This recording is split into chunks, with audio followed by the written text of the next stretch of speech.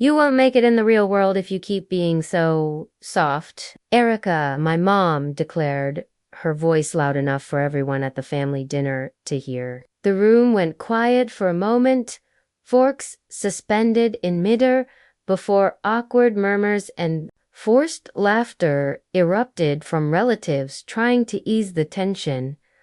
I clenched my jaw, staring at my plate. "I'm doing just fine, Mom," I replied, trying to maintain a neutral tone. "Fine isn't enough," she retorted, dismissively waving her wineglass.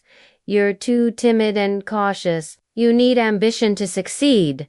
Her words stung, but they were nothing new. My mother had spent my entire life underestimating me, viewing my quiet determination as a weakness and my careful planning as a lack of drive. It felt like she was reading from a script that wouldn't change, regardless of how much progress I made. My name is Erica, and I'm 32 years old. I've always been the quiet one in the family, avoiding conflict and lurking in the background. Growing up, my mother, Helen, made it clear she didn't think much of that. Helen epitomized a self-made woman, bold, assertive, and unapologetically ambitious. She built her small chain of bakeries from the ground up and took pride in her no-nonsense approach to life. However, her success came with a price. She had no patience for subtlety, no time for softness, and no interest in recognizing paths that didn't mirror her own dot as a child. I sought her approval by mimicking her drive. I joined clubs, took on leadership roles, and tried to be as bold as she wanted me to be, but it never felt genuine and was never enough. By the time I reached my 20s, I realized I wasn't going to change who I was just to fit her mold.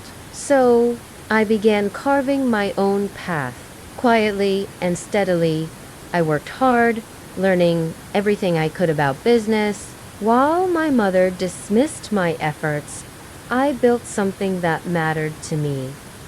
At the dinner table, my mom turned to my cousin Emma, who had just received a promotion at a big firm downtown. "Now, Emma," she said, smiling brightly, "there's a girl with ambition. You could learn a thing or two from her." I smiled politely, but inside, frustration simmered. I had learned long ago that nothing I did would ever be enough for her, but I was done trying to prove myself to someone who refused to see my worth. After dinner, I drove home in silence, gripping the steering wheel more tightly than necessary. The city lights blurred past the window, but my mind was replaying my mom's words. "You're too soft, not ambitious enough." It was the same criticism she'd thrown at me since my teenage years, and no matter how much I accomplished, it seemed she couldn't see beyond her narrative. When I got home, I dropped my purse on the kitchen counter and collapsed onto the couch. My phone buzzed with a text from Lydia, my best friend. "How'd dinner with your mom go? Do I need to bring ice cream?" I laughed, typing back. She compared me to Emma again, and apparently I'm still too soft for the real world. Her reply came almost instantly. "Oh, please, you could run circles around Emma. She just has a bigger mouth." I smiled at my phone, grateful for Lydia's unwavering support. She had been my sounding board for years, always quick to remind me of my capabilities, even when I doubted myself. It hadn't been easy, but I had worked my way up to being a successful entrepreneur. My company, a small but growing digital marketing agency, was thriving. I had built it from scratch in my mid-20s, pouring countless late nights and weekends into something I could be proud of. Yet, my mom never asked about my work. To it wasn't real success unless it fit her mold dash brick dash and dash mortar businesses with physical products she could point to. I told myself I didn't need her validation, but a small part of me still craved it, even knowing it would never come. The next morning, I was at my desk reviewing client reports when a familiar name appeared on my phone. Richard. He had been one of my mom's most loyal employees for years, a steady presence in her bakery chain since I was a child. I answered, surprised. What's going on? His voice was calm but serious. Erica, I thought you should know your mom's business is struggling. The past year has been tough, and we've had to close a few locations. She hasn't told the family yet, but I didn't want you to be blindsided. I felt a pang of concern. Despite everything, I didn't want to see her fail. Thanks for letting me know, I said. After hanging up, I leaned back in my chair, my mind racing.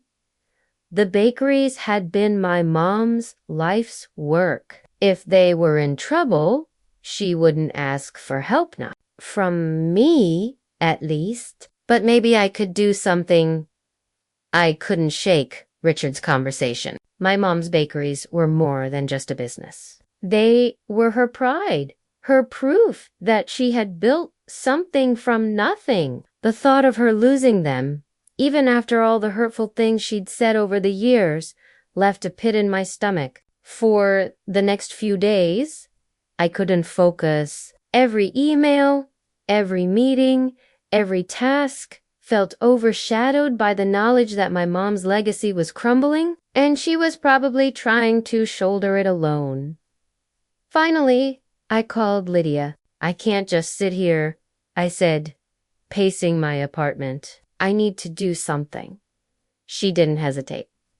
Then do it. You've spent years proving you can handle anything life throws at you. If anyone can turn this around, it's you. But she won't ask for my help, I pointed out. She doesn't even think I'm capable. Then don't wait for her to ask, Lydia said firmly.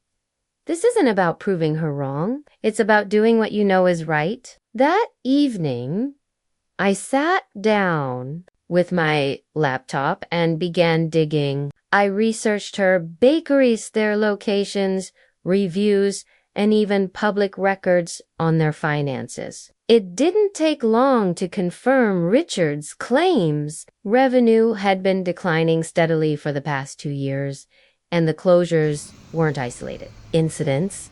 They were part of a larger trend. My mom had always excelled at baking but struggled to adapt. The business relied on outdated marketing, clunky operations, and dwindling foot traffic as online competitors took over.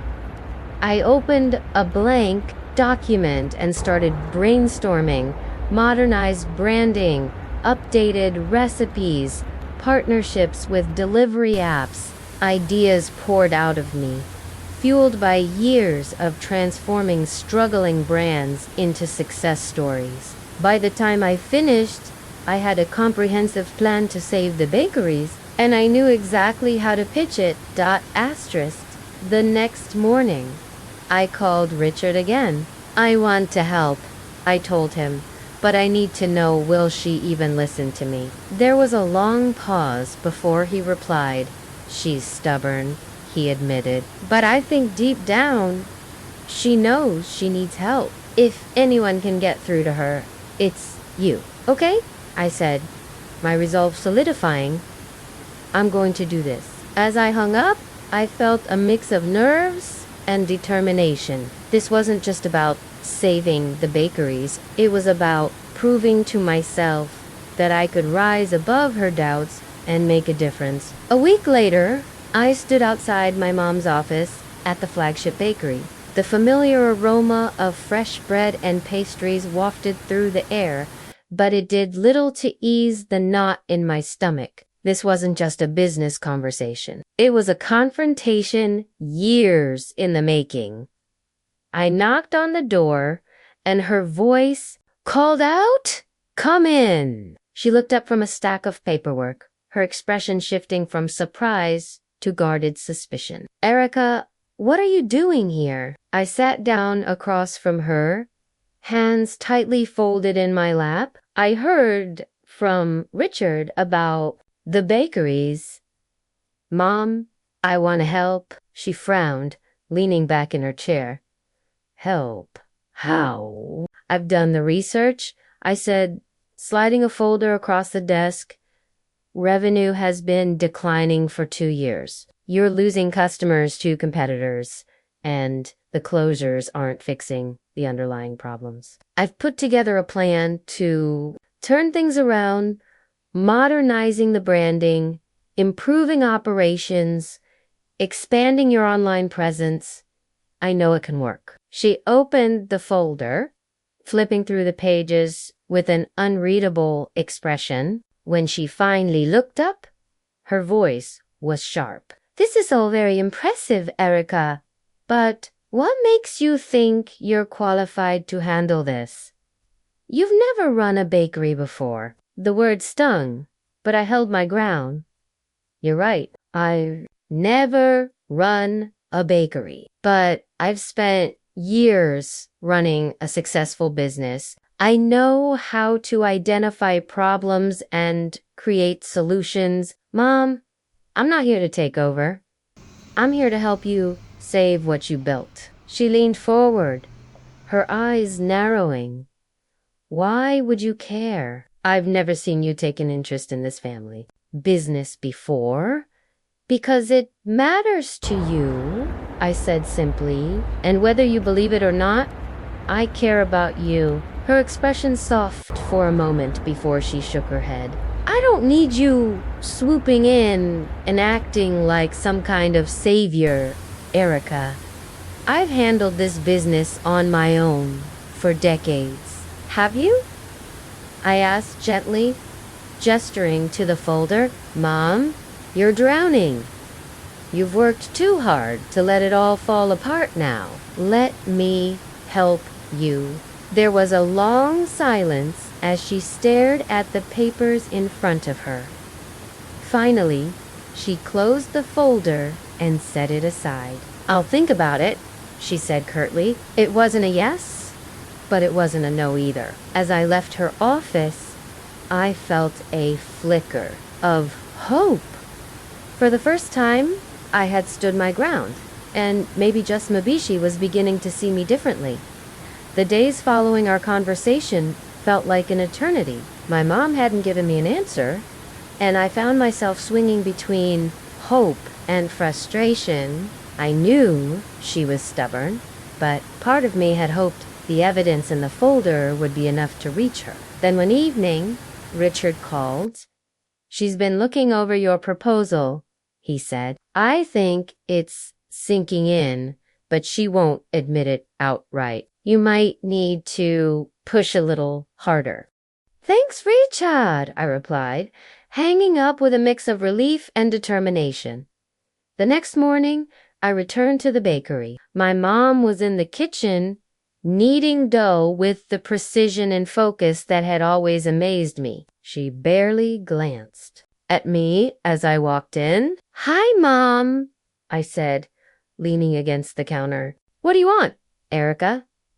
she asked, her tone clipped. "To talk," I replied, refusing to be deterred. "Have you thought about the plan?" She sighed, wiping her hands on her apron. "I've looked at it.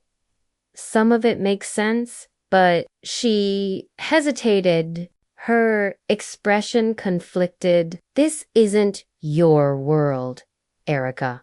You don't understand what it takes to run a bakery." "Maybe not," I admitted, "but I understand what it takes to run a business, and I know you're in over your head." Her eyes narrowed. "I've managed just fine for years without your help." "Have you, though?" I asked gently. "Mom, you're losing customers, closing stores, and struggling to keep up with the competition. This isn't about pride, it's about survival. For a moment, I thought she would snap at me, but instead, she sank into a chair in the corner of the kitchen. "Do you know how hard it is for me to admit that you might be right?" she asked, her voice softer than I had ever heard it. Her words caught me off guard, but I kept my tone steady. "I'm not here to say I told you so. I believe in what you've built, and I want to help you save it." She looked up at me, her eyes glistening with something I couldn't quite place. "You really think this plan of yours can work?" "I know it can," I said firmly. She didn't respond right away, but when she finally nodded, I felt a wave of relief. It wasn't an enthusiastic agreement, but it was a step in the right direction. "Okay," she said quietly, "let's try it your way." As I left the bakery, I felt both exhausted and exhilarated. The real work was about to begin, but for the first time, I felt like my mom was starting to see me for who I truly was.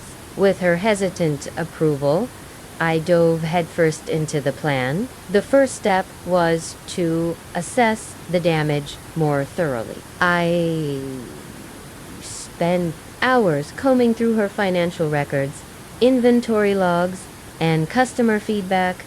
It was worse than I had thought. Several locations were on the verge of closing, and the flagship bakery was barely breaking even. When I presented my findings to my mom, she was visibly "I didn't realize things had gotten this bad," she admitted, her voice tinged with both frustration and defeat. "This isn't about blame," I said, softening my tone. "It's about moving forward. We can fix this, but it's going to take work." She nodded reluctantly, and I took it as a sign to push ahead. Over the next few weeks, I immersed myself in the project. I worked alongside Richard and the remaining staff to modernize operations. We revamped the menu, updated the branding, and set partnerships with local delivery services. At first, my mom hovered over every decision, questioning my methods and second-guessing my choices. "Are you sure this is going to work?" she asked one morning as I updated the bakery's website to include online ordering. "Mom, trust me," I replied, trying to keep impatience out of my voice. "People want convenience. If we don't adapt, we'll lose even more customers." She crossed her arms but said nothing, watching silently as I finalized the updates. Despite the tension, there were small moments of progress. One afternoon, as I was working on a social media campaign, she brought me a cup of coffee. "I didn't realize you were so good at this stuff," she said awkwardly. I smiled, taking the coffee. "Thanks. It's what I've been doing for years." She nodded, her gaze lingering on the screen. Maybe I should have paid more attention. Her words were quiet, almost like an afterthought, but they hit me hard. For so long, I had wanted her acknowledgement, and this was the closest I had ever come to getting it. As the weeks went on, the changes began to show results. Foot traffic increased, online orders rolled in, and the staff seemed energized by the new direction. Even my mom began to loosen up, offering fewer objections and more hesitant nods of approval. One evening, as we closed up the flagship bakery, she looked around the bustling space and said, "I didn't think we'd ever see this place busy again." "We're just getting started," I replied, feeling a spark of pride. For the first time, it felt like we were truly working together and maybe even starting to understand each other. The turnaround wasn't easy, but it was happening. By the end of the first month, the flagship bakery was finally profitable again. Customers who hadn't visited in years were returning, drawn in by our revamped branding and the buzz created by our social media campaign. Online orders grew steadily, and even the staff seemed revitalized, embracing the changes with enthusiasm. But not everything was smooth sailing. My mom still had moments of resistance. One afternoon, while we reviewed performance metrics, she frowned at a chart showing the spike in delivery orders. "I just don't understand why people can't come into the store anymore," she said, her tone tinged with frustration. "The whole point of a bakery is the experience." I took a deep breath. "Mom, it's not about replacing the in-store experience. It's about giving people options. Some of these customers might never have come in otherwise." She crossed her arms, clearly unconvinced. But instead of arguing, I opened the comment section of our new Instagram page. "Look at this," I said, scrolling through the feedback. "People are loving the delivery option. It's brought in a whole new audience." She leaned over, squinting at the screen. One comment reads, "So glad I can get my favorite croissants delivered. Haven't been able to visit in years, but now I can enjoy them at home." Her expression softened, and she gave a small nod. "Maybe you're onto something." She admitted reluctantly that it was small moments like that which kept me going. Slowly but surely, my mom's attitude was shifting. She still had her doubts, but she couldn't ignore the results. Richa was a huge help throughout the process. He'd been with the bakery since its early days and knew the business inside and out. His support made it easier to bridge the gap between my mom's traditional ways and my modern strategies. One evening, after we finished prepping for a local food festival, Richard pulled me aside. He said, "I've been here for over 20 years, and I've never seen this place run as efficiently as it does now." "Thanks, Richard," I said, feeling a rush of pride. "Your mom might not say it," he added, lowering his voice, "but she's impressed. I can see it in the way she watches you work." That night, I stayed late to finish some paperwork. As I locked up, I looked around the bakery with a sense of accomplishment. This place had always been my mom's domain, a symbol of her determination. But now it felt like something Mara partnership, a shared effort to keep her legacy alive while paving the way for something new. For the first time in years, I felt like we were on the same team. And that was worth more than any metric or sales report. The local food festival was our biggest test yet. We had worked tirelessly to prepare rolling out a limited time menu, setting up a sleek booth with our updated branding, and promoting the event heavily on social media. It was a chance to show the community how far the bakery had come and to prove we could compete with modern, trendier businesses.